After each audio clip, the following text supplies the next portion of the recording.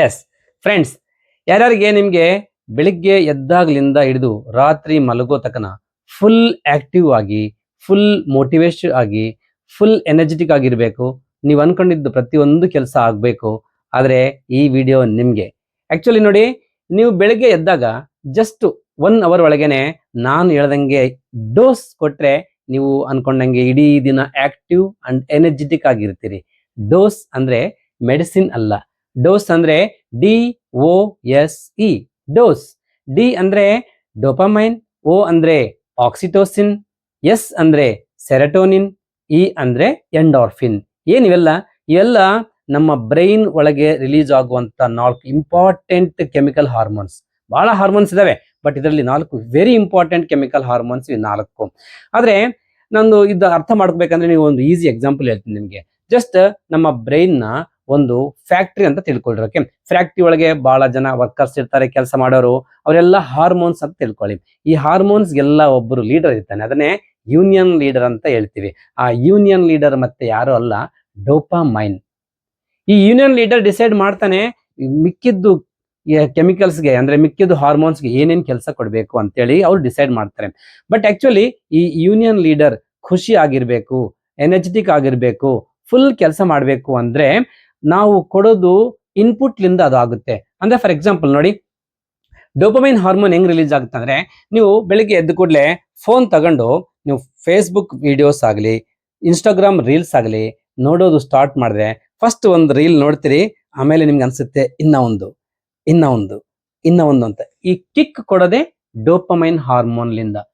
ಅಂದ್ರೆ dopamine hormone 2 ತರ release ಆಗ್ಬೋದು. ನೀವು ಒಂದು ಪಾಸಿಟಿವ್ ಕೆಲಸ ಮಾಡಿದ್ರು ರಿಲೀಸ್ ಆಗುತ್ತೆ, ನೆಗೆಟಿವ್ ಕೆಲಸ ಮಾಡಿದ್ರು ರಿಲೀಸ್ ಆಗುತ್ತೆ. ಬಟ್ ನೆಗೆಟಿವ್ ಕೆಲಸ ಮಾಡೋದ್ರಿಂದ ರಿಲೀಸ್ ಆಗುವಂತ ಡೋಪಮೈನ್ ಕಿಕ್ ಜಾಸ್ತಿ ಇರುತ್ತೆ. ಅದೇ ನಾನು ಹೇಳ್ದಂಗೆ ಅದು ವಾಟ್ಸಪ್ ಆಗಿರ್ಬೋದು, ಸ್ಟೇಟಸ್ ಆಗಿರ್ಬೋದು, ಫೇಸ್ಬುಕ್ ಆಗಿರ್ಬೋದು, ಇನ್ಸ್ಟಾಗ್ರಾಮ್ ಅಂದ್ರೆ ಸೋಷಿಯಲ್ ಮೀಡಿಯಾ ಆಗಿರ್ಬೋದು, ಇಲ್ಲ ಸೆಕ್ಸ್ ವಿಡಿಯೋಸ್ ನೋಡೋದಾಗಿರ್ಬೋದು, ಅದು ನೋಡ್ತಾ ಇನ್ನ ನೋಡ್ಬೇಕು ಅಂತ ಅನ್ಸುತ್ತೆ. At the same time bad habits ಅಂದ್ರೆ ಸಿಗರೆಟ್ ಆಗಿರ್ಬೋದು, ಆಮೇಲೆ ಆಲ್ಕೋಹಾಲ್ ಆಗಿರ್ಬೋದು, ಡ್ರಗ್ಸ್ ಆಗಿರ್ಬೋದು, ಇಂಥದ್ದೆಲ್ಲ ಬ್ಯಾಡ್ ಹ್ಯಾಬಿಟ್ಸ್ ನಾನು ಡೋಪಮೈನ್ ಹಾರ್ಮೋನ್ ಕಿಕ್ ಕೊಡುತ್ತೆ. ಅದಕ್ಕೆ ಡೋಪಮೈನ್ಗೆ ಇನ್ನೊಂದು ಹೆಸರಿದೆ, ಅದನ್ನ ಕಿಕ್ ಹಾರ್ಮೋನ್ ಅಂತಾನು ಹೇಳ್ಬೋದು, ಇಲ್ಲ ಪ್ಲೆಜರ್ ಹಾರ್ಮೋನ್ ಅಂತಾನು ಹೇಳ್ಬೋದು. ಬಟ್ ಈ ತರ ಬ್ಯಾಡ್ ಹ್ಯಾಬಿಟ್ಸ್ ಲಿಂದ ಬರೋದು ಡೋಪಮೈನ್ ಏನಿದೆ, ಅದು ವೆರಿ ಡೇಂಜರಸ್ ಆಗಿರುತ್ತೆ. ಅದರಿಂದ ಏನಾಗುತ್ತೆ, ನಮ್ಮ ಇಡೀ ದಿನ ಕೆಟ್ಟೋಗುತ್ತೆ. ನೋಡಿ, ನಮ್ಮ ಮನೆಯಲ್ಲಿ ಅಬ್ಸರ್ವ್ ಮಾಡಿ ನೋಡಿ, ಬೇಕಂದ್ರೆ ನೀವು, ಕೆಲವರು ಯಾವಾಗ್ಲೂ ಆಕ್ಟಿವ್ ಆಗಿರ್ತಾರೆ, ಅವರು 1 ಸೆಕೆಂಡ್ ಸುಮ್ಮನೆ ಇರಲ್ಲ. ಬಟ್ ಕೆಲವರು ಯಾವುದು ಕೆಲಸ ಮಾಡೋದೇ ಇಲ್ಲ. ಆ ತರ ಇರೋಕ್ಕೂ ರೀಸನ್ ಡೋಪಮೈನೆ, ಈ ತರಕ್ಕೆ ಆಗೋಕ್ಕೂ ರೀಸನ್ ಡೋಪಮೈನೆ. ಯಾರು ಹೆಲ್ತಿ ಡೋಪಮೈನ್ ಕೊಡ್ತಾರೆ, ಯಾರಿಗೆ ಹೆಲ್ತಿ ಡೋಪಮೈನ್ ರಿಲೀಸ್ ಆಗುತ್ತೆ, ಅವ್ರು ಇಡೀ ದಿನ ಆಕ್ಟಿವ್ ಆಗಿರ್ತಾರೆ. ಯಾರಿಗೆ ಅನ್ಹೆಲ್ತಿ ಅಂದ್ರೆ ನಾನು ಹೇಳಿದ್ದು ಸೋಷಿಯಲ್ ಮೀಡಿಯಾ ಆಗಿರ್ಬೋದು, ಬ್ಯಾಡ್ ಹ್ಯಾಬಿಟ್ಸ್ ತಿಂದ ಆಗಿರ್ಬೋದು, junk food very important. Junk food ಯಾರು ಜಾಸ್ತಿ ತಿಂತಾರೆ, ಅವ್ರಿಗೆ ಜಾಸ್ತಿ ಡೋಪಮೈನ್ ಕಿಕ್ ಸ್ಟಾರ್ಟ್ ಆಗುತ್ತೆ.